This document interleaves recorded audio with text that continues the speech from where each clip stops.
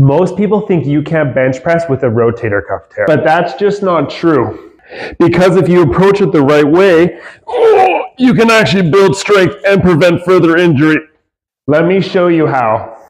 Before we get into the exercises, I want to be clear that this is for people with an irritated but intact rotator cuff. You should have full range of motion and no resting pain. If you have limited range of motion and pain at rest, you want to consult a physiotherapist first because this may not be the right fit for you. This happened to me personally.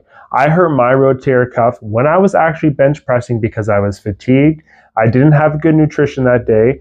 It was the end of my day and I was feeling a bit stressed, and I haven't been having restful sleeps or taking an adequate amount of rest days.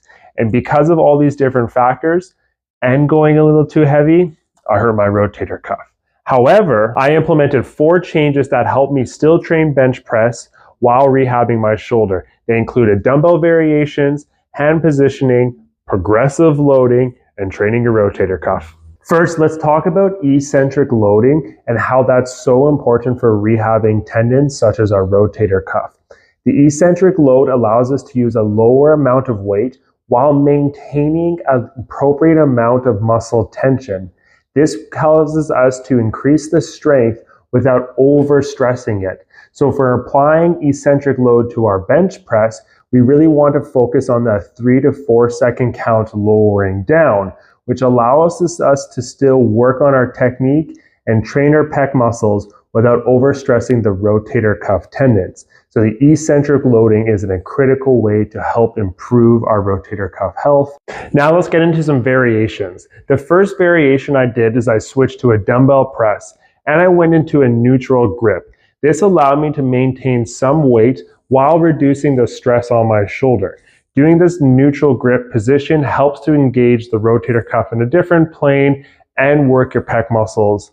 We want to be doing 3 sets of 8 to 12 repetitions when doing this variation. If the dumbbell press is feeling comfortable, you can switch back to a bench press, but with a close grip. The close grip is nice because it puts more load onto the triceps. Additionally, it gets you out of that external rotation position of the shoulder to help take more load off of the rotator cuff in that close grip position. We still really want to be emphasizing that eccentric phase. Again, we're thinking about a little bit of a higher volume with that lower weight. Now let's talk about progressive loading, because we cannot just jump right back into heavy bench pressing. We need to gradually build tolerance. To do it safely, we don't want to be doing more than 5 to 10 pounds once we've hit our top reps. So if we're starting with 8 repetitions and then we can successfully do 12 repetitions for 2 consecutive sessions, then you can increase by 5 to 10 pounds. Then go back to 8 reps and build it up again. Additionally, we have to talk about the pain rules. Your pain cannot exceed a 4 out of 10, and it should resolve to your baseline in 2 to 4 hours. If your pain is more than a 4 out of 10, and you can feel it 24 hours later, so when you wake up the next day, you're still feeling pain in your shoulder, then it was too much load. So you have to change either the intensity, so lower the weight, or the volume, so decrease the reps, or switch the exercise to a different variation. Once you're no longer getting that 24-hour post pain and your pain's less than a 4 out of 10, then you're in the yellow zone of rehab, when you will start to build tolerance and you progressively load from there. A simple way to tie this all together is for the first 1 to 2 weeks, focus primarily on dumbbell bench press. For weeks 3 to 4, start to add a little bit more load on the dumbbell bench press and include some pause repetitions. For weeks 5 to 6, if things are feeling well, then you can switch to a close grip variation. Once the close grip variation is also feeling good, by weeks 7 to 8, you can start to incorporate a regular bench press with the progressive loading principles. Lastly, here's a little shoulder rotator cuff exercise to get your rehab started. Have a looped band around your forearms. Pull the band apart so your fist, your elbows, and your shoulders are in the same vertical plane. You want to keep your elbow 90 degrees. Then you're going to try and raise your elbows up, to 90 degrees in front of you.